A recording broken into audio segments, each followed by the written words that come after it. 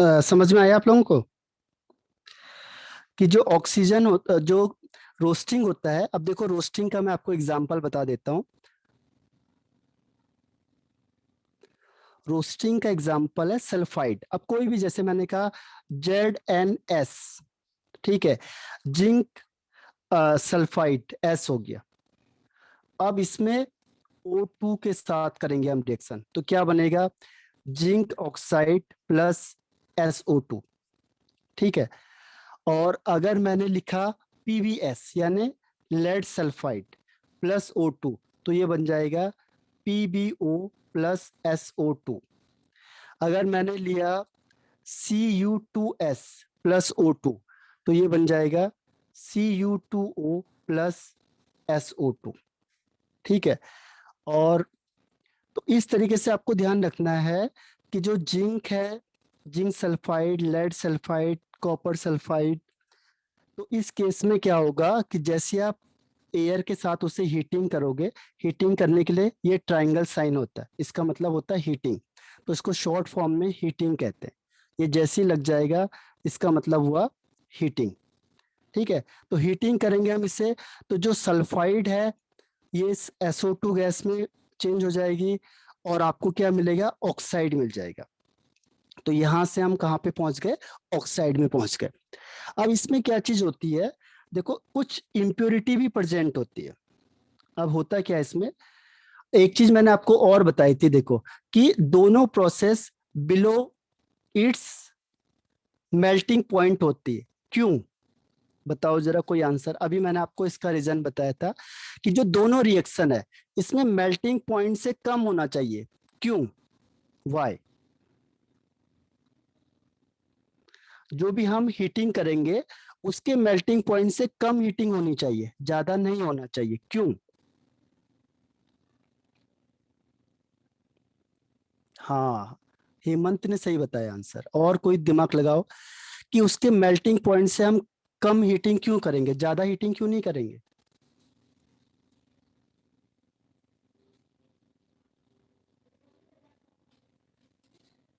No answer. अच्छा देखो, water है, ठीक है। वाटर को आप इतना हीटिंग कर दो कि वो H2+O2 बन जाए, तो क्या आपको वाटर वेपर्स मिलेंगे? अगर आपको वाटर वेपर्स करना है तो हम इतनी ज्यादा हीटिंग कर दे इससे कि ये डिकम्पोज हो जाए और क्या बन जाए? H2+O2। तो इस स्टैंड में हमें उसे नहीं लाना है कि ये जो कंपाउंड है वो डिकम्पोज हो जाएगा, ठीक है। तो इसीलिए हम उसके मेल्टिंग पॉइंट से कम टेम्परेचर देते हैं, ताकि क्या हो? डिकम्पोजिशन ना हो, जो कंपाउंड आपके पास है वो डिकम्पोज ना हो, ठीक है, डिकम्पोज ना हो। इसीलिए तब आप वाटर को हीटिंग करोगे तो ये लिक्विड फॉर्म में है, तो ये वाटर किस में चेंज हो जाती है? वाटर वेपर्स में। आपने देखा हीटिंग करोगे आप तो ये वाटर वेपर्स में चेंज होती है। तब हम ये नहीं कहते हैं कि ये H2+O2 में टूट गया। टूटना अलग है, तो वो है डिकम्पोजिशन होना और स्टेट चेंज हो जाना। जैसे ये लिक्विड स्टेट है, ये गैस स्टेट में चेंज हो गए हीटिंग करने से, ठीक है। तो हमें इसमें इस चीज का ध्यान रखना है कि ये ब्रेक डाउन ना हो जाए कहीं। अगर ब्रेक डाउन होगी तो फिर हमारा सारा जो किया है वो बेकार हो जाएगा, ठीक। तो इसीलिए डिकम्पोजिशन को रोकने के लिए हम क्या करते हैं? मेल्टिंग पॉइंट से कम टेम्परेचर देना है उसे, ताकि वो टूटे ना। अगर मेल्टिंग पॉइंट तक दे दोगे तो टूट के अलग हो जाएगा, तो उससे हमें रिजल्ट नहीं मिलेगा। और इसमें एक चीज और होती है कि बहुत सारी इम्प्योरिटी प्रेजेंट होती है, किसमें? रोस्टिंग में। तो इम्प्योरिटी भी इससे आराम से क्या होती है? रिमूव हो जाती है। कैसे? सपोज करो उसमें सल्फर है, तो सल्फर ऑक्सीजन के साथ कंबाइंड होता है, SO2 गैस बनेगा और उड़ जाएगा, तो इम्प्योरिटी बाहर हो गई। आर्सेनिक होता है, ये इम्प्योरिटी है, ये ऑक्सीजन के साथ कंबाइंड होती है और क्या बना देती है? H2O3, यानी ये वेपर्स फॉर्म में निकल जाती है। इसे कहते हैं वोलेटाइल। वोलेटाइल यानी जो वेपर्स में चेंज हो जाएगा, वोलेटाइल सब्सटेंस में चेंज होता है। और ये उस ओर में बचेगा नहीं, ये उड़ जाएगा गैस बन के। जैसे सल्फर है तो सल्फर तो उसके साथ रहेगी, जैसे आपने ओर लिया है तो इसमें सल्फर रहेगा, लेकिन मैंने हीटिंग करी, ऑक्सीजन की प्रेजेंस में। तो सल्फर क्या करेगा, ऑक्सीजन के साथ कंबाइंड होके SO2 गैस बन जाता है और यहाँ से क्या होगा, उड़ के बाहर हो जाएगा। अगर आर्सेनिक होगा तो आर्सेनिक ऑक्सीजन के साथ रिएक्शन करेगा, आर्सेनिक ऑक्साइड बनाएगा और ये भी यहाँ से वेपर फॉर्म में, गैस फॉर्म में बाहर हो जाएगा। अगर फॉस्फोरस की इम्प्योरिटी है तो ये भी ऑक्सीजन के साथ कंबाइन करके क्या करती है, ऑक्साइड बना देती है। और इसका भी एक लॉजिक है जो आपको आगे बताया जाएगा, कि जो ये फॉस्फोरस होता है, व्हाइट फॉस्फोरस, अगर आप व्हाइट फॉस्फोरस को, ये मैजिक भी दिखाते हैं स्कूल में, आप दिखा सकते हो मैजिक को, कि व्हाइट फॉस्फोरस आप लाओगे लैब से एयर उठा में के, बर्न ठीक होता है, है। हैं, हाँ एयर में सुनो, बर्न हो जाता है ऑक्सीजन की हाँ एयर प्रेजेंस में में। बर्न हो जाता है वो।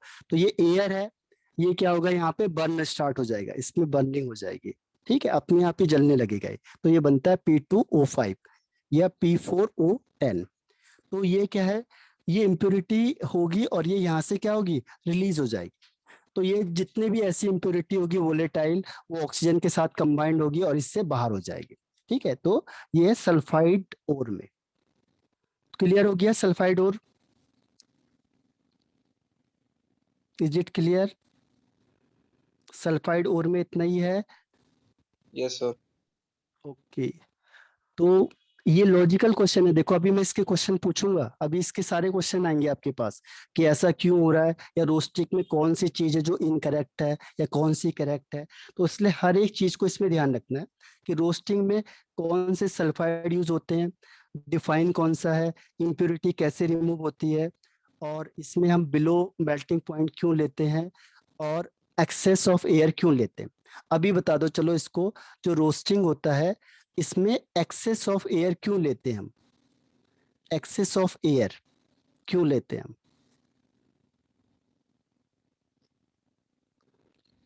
जो रोस्टिंग होती है उसमें एयर की प्रेजेंस क्यों जरूरत है? No answer. रोस्टिंग में एयर की जरूरत क्यों होती है?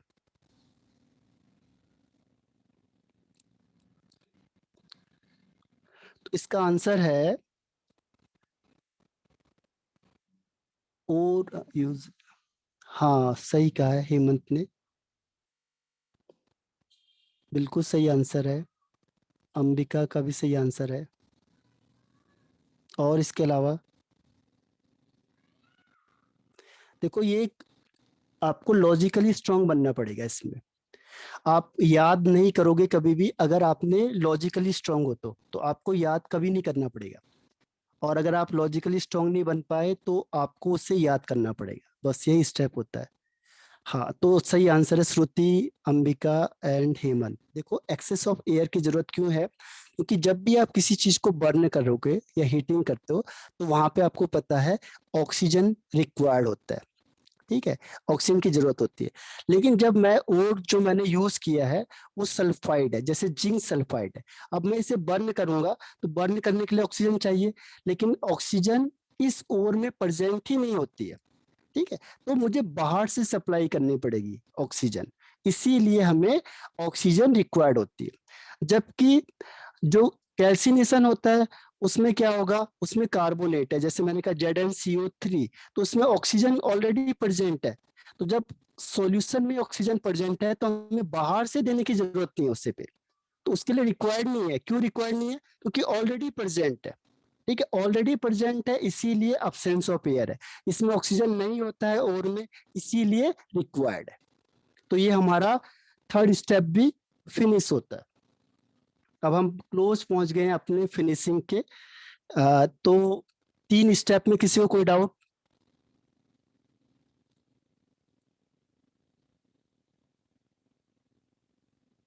पहला स्टेप क्लियर है, दूसरा है, तीसरा स्टेप, अब आगे हम चौथे स्टेप में।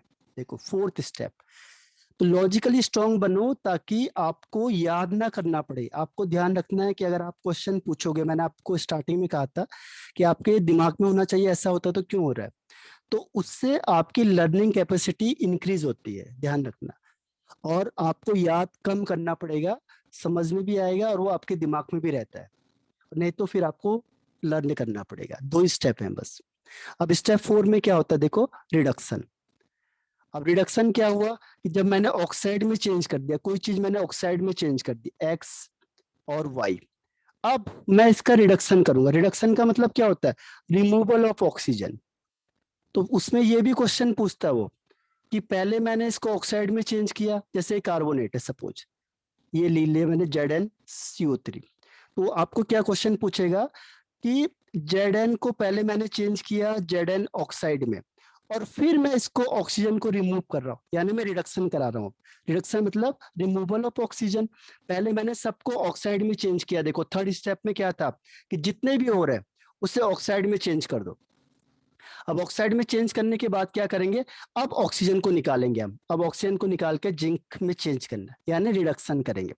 तो कहता है कि एक काम क्यों नहीं कर सकते कि हम डायरेक्टली कार्बोनेट को हटा दें या डायरेक्टली हाइड्रेट को हटा दें, Al2O3 डॉट यहाँ पे है, तो हम इसको डायरेक्टली ऑक्साइड को हटा दें, ठीक है, या डायरेक्टली कार्बोनेट को हटा दें, या डायरेक्टली सल्फाइड को हटा दें, ये सल्फाइड है, तो मुझे इसको ZnO में चेंज करने की जरूरत क्यों है? सीधा हम डायरेक्ट क्या करें, Zn में ही चेंज कर दें, इसको इसमें चेंज करने की क्यों जरूरत पड़ी हमें? तो ये क्वेश्चन भी पूछता है आपसे वो, ठीक है। हमें एक स्टेप बच जाएगा हमारा, तो क्या होगा, टाइम कम लगेगा, प्रोडक्शन जल्दी हो जाएगा। लेकिन हम ऐसा करते क्यों है? ये बहुत लॉजिकल क्वेश्चन है, सोचना है, जिसको मैं बताऊंगा इसका आंसर आपको।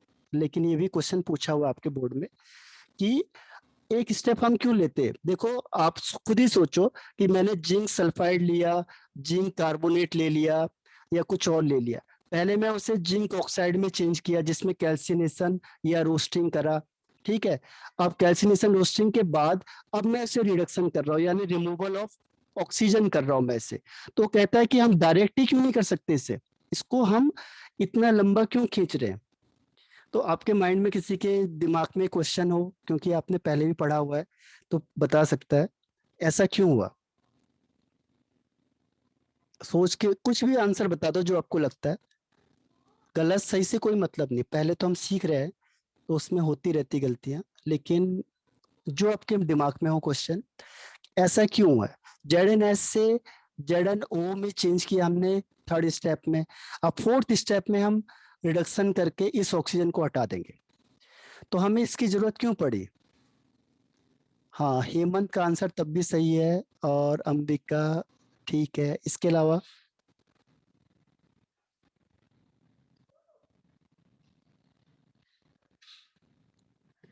नो आंसर, चलो कोई बात नहीं।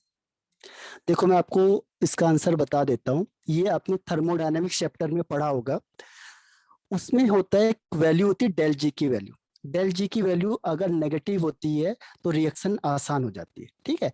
तो कभी भी जब हम रिएक्शन करते हैं ऑक्साइड से रिडक्शन करेंगे, तो इसमें Zn की वैल्यू ज्यादा नेगेटिव होती है और ये रिएक्शन आसान हो जाती है, इसको करना आसान है।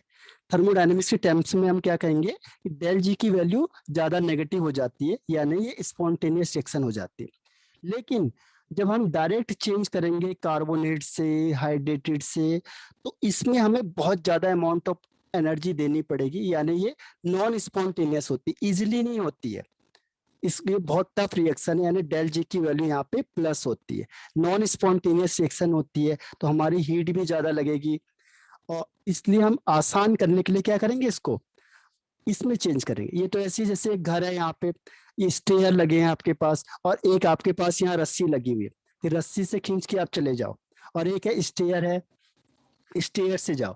तो आप स्टेयर से जाना पसंद करते हो, जबकि स्टेयर से दूर है, ऐसे जाना पड़ेगा आपको, और जब रस्सी है तो रस्सी से ऐसे जाना पड़ेगा। लेकिन आपको पता है कि रस्सी से क्या होगा, बहुत ज्यादा हीट एनर्जी आपकी खर्च होगी। जैसे आप रस्सी यूज करोगे यहाँ से यहाँ जाने में ऊपर में, तो रस्सी से पकड़ते पकड़ते आप जाओगे तो आपकी बहुत ज्यादा एनर्जी क्या हो गए, लूज हो जाएगी। जबकि रास्ता आसान है, यहाँ से यहाँ तक जाना पास है, और स्टेयर में आप यहाँ से दूर घूम के जाओगे, लेकिन स्टेयर आपको आसान पड़ेगा बजाय किसके, रस्सी के। क्यों? क्योंकि रस्सी में जो हीट आपकी एनर्जी वेस्ट होगी वो बहुत ज्यादा वेस्ट हो रही है एज कंपेयर टू स्टेयर। तो वही आंसर इसका है कि जो Zn CO3 होता है, यहाँ से अगर हम Zn को चेंज करेंगे तो इसमें डेल जी की वैल्यू पॉजिटिव होती है, यानी इसमें बहुत ज्यादा अमाउंट ऑफ हीट लगती है, इकोनॉमिकली ये ज्यादा अच्छा नहीं होता है, इसीलिए हम इसे डायरेक्ट चेंज नहीं करते। इसीलिए हम एक स्टेप बीच में लाते हैं ऑक्साइड का। ऑक्साइड से मेटल को चेंज करना आसान है क्योंकि ये डेल जी की वैल्यू नेगेटिव होगी और ये इजिली हो जाता है। तो हम हर हमेशा क्या चाहते हैं, जो चीज इजीली होगी उसी को चाहते हैं। तो ये क्वेश्चन भी आपका बोर्ड में पूछा हुआ क्वेश्चन है कि ऐसा क्यों होता है। तो ध्यान रखना, रीजनिंग टाइप क्वेश्चन आंसर को भी प्रिफर करना है, इसीलिए हर बार मैं आपको रीजनिंग बताता जाता हूँ ताकि अगर उसमें कोई भी रीजनिंग आ जाए तो आप उसका आंसर कर सको। तो देखो, रिडक्शन का मतलब क्या होता है, रिमूवल ऑफ ऑक्सीजन। अभी हमने ऑक्सीजन को चेंज किया ऑक्साइड में, अब हम उसे रिमूव करेंगे, तो स्टेप 5 में पहुंच गए अब हम। अब इसके बाद एक स्टेप और है बस, फिर फिनिश हो जाएगा। उसके बाद फिर 2-4 टर्म्स और होते हैं इसमें, तो ये चैप्टर आपका खत्म हो जाएगा, यानी बहुत छोटा चैप्टर है आपके पास ये। तो रिडक्शन का मतलब क्या हो गया, रिमूवल ऑफ ऑक्सीजन। इसको करने के लिए हमारे पास बहुत सारे मेथड्स है। पहले मैं आपको मेथड्स बता देता हूँ, फिर वन बाय वन हम उससे क्या करेंगे, स्टडी करेंगे। पहला आपको बताया था स्मेल्टिंग। स्मेल्टिंग का मतलब होता है कि जब हम रिडक्शन करते हैं सी से, यानी कार्बन से, कोक से, कोल से या CO से, तो उसे कहते हैं स्मेल्टिंग। उसके बाद होता है रिडक्शन बाई एल्युमिनियम। एयर से भी रिडक्शन कर सकते हैं हम लोग, इससे कहते हैं थर्माइट प्रोसेस। इसमें भी एक क्वेश्चन आया हुआ है, आगे बताऊंगा, थर्माइट प्रोसेस।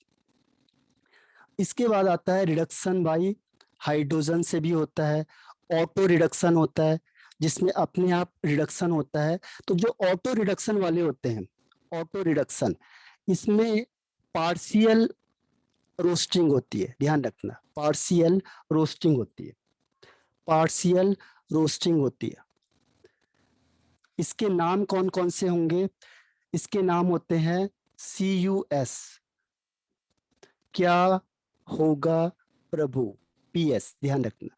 कॉपर और मरकरी और लेड, इनकी पार्शियल या ऑटो रिडक्शन हो जाता है, ठीक है, ये ध्यान रखना। और इसमें लास्ट आता है इलेक्ट्रोलाइटिक रिडक्शन, जो आपने इलेक्ट्रोकेमिस्ट्री में पढ़ा है, लगभग वही है, इसमें रिडक्शन का वही स्टेप है जो आपने इलेक्ट्रोलाइटिक सेल पढ़ा है। अगर आपको इलेक्ट्रोलाइटिक सेल आ गया तो इलेक्ट्रोलाइटिक रिडक्शन आ गया, क्योंकि रिडक्शन में क्या होगा कि जो मेटल होगा कहाँ जाएगा, इलेक्ट्रोलाइटिक मतलब इलेक्ट्रिसिटी पास करेंगे, तो इलेक्ट्रिसिटी पास करके जो मेटल है वो कहाँ जाएगा, मेटल जैसे Na+ है तो प्लस कहाँ जाएगा, कैथोड के पास, और दूसरा जो ऑक्साइड होगा वो कहाँ जाएगा, एनोड के पास। तो इलेक्ट्रोलाइटिक रिडक्शन इलेक्ट्रोकेमिस्ट्री बेस्ड है, ठीक है। तो अब वन बाय वन इसकी स्टडी करते हैं हम लोग। आज स्मेल्टिंग का देखते हैं पहले। तो रिडक्शन का मतलब रिमूवल ऑफ ऑक्सीजन। अब इसमें फर्स्ट आता है स्मेल्टिंग।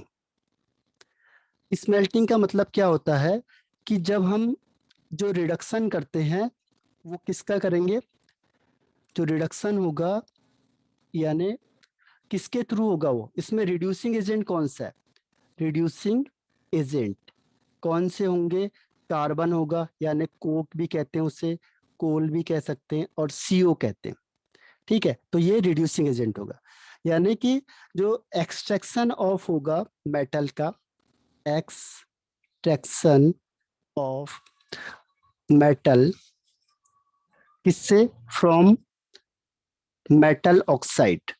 जो मेटल ऑक्साइड है उससे मेटल को एक्सट्रैक्ट करेंगे by reduction with, by reduction with CO, यानी कोल, कोक या CO से। तो उस प्रोसेस को हम कहते हैं स्मेल्टिंग। उसको एक स्पेशल नाम दे दिया, स्मेल्टिंग, ठीक है। तो स्मेल्टिंग का मतलब क्या होता है कि जब रिड्यूसिंग एजेंट क्या होगा, कोक या CO, ठीक है।